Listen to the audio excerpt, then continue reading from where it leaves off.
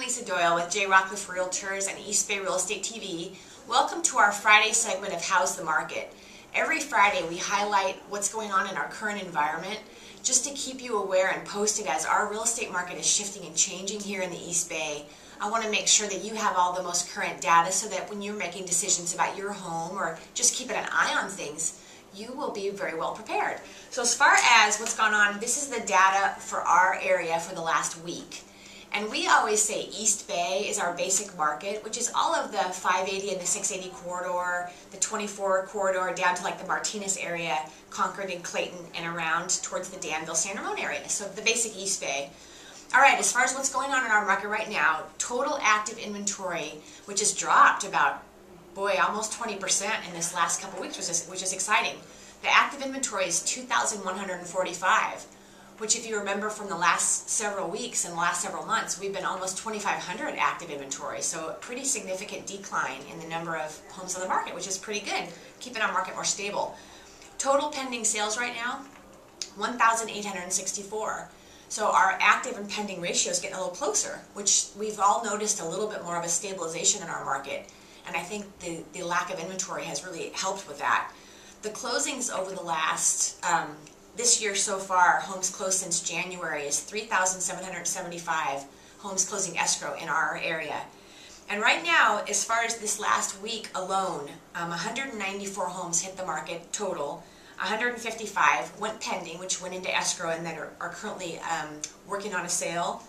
As far as the closings for the last week, we've had 90, which is a little low for this time of year, which is interesting considering the pending sales are up. I think part of that is the short sale market.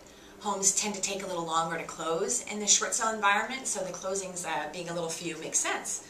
As far as new properties that have come off of the market, either canceled or expired, are 97, which what that means is people that were unsuccessfully sold and came off the market for whatever reason and have decided not to sell. And properties over $1 million, this is kind of interesting. Anything that's gone pending over $1 million in our market, we like to watch that market because that segment has been the area where the prices have suffered the most over the last year or so.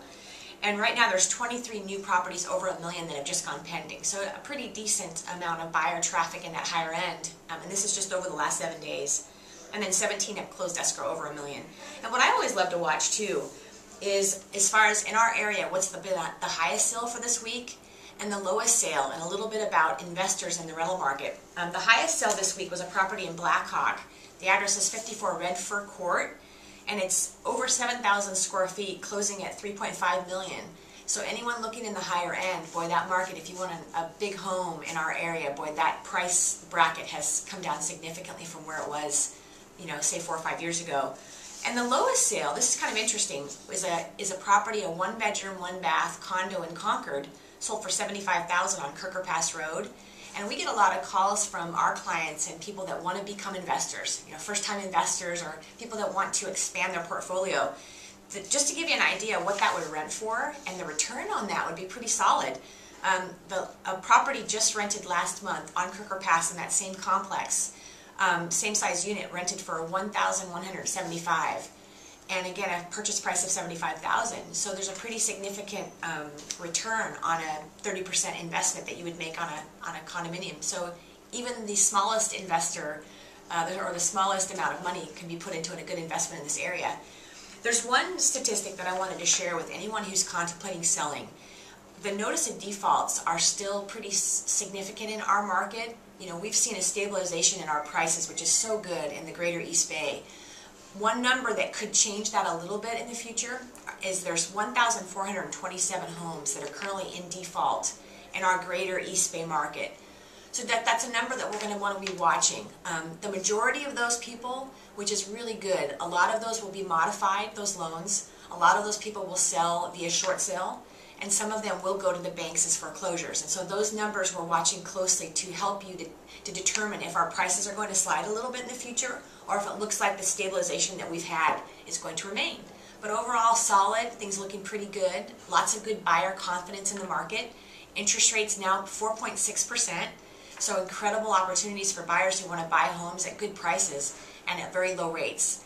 So if you have any personal questions, of course, call me. My name is Lisa Doyle. You can reach me on my cell phone direct anytime, 925-890-7443, and I look forward to talking with you soon.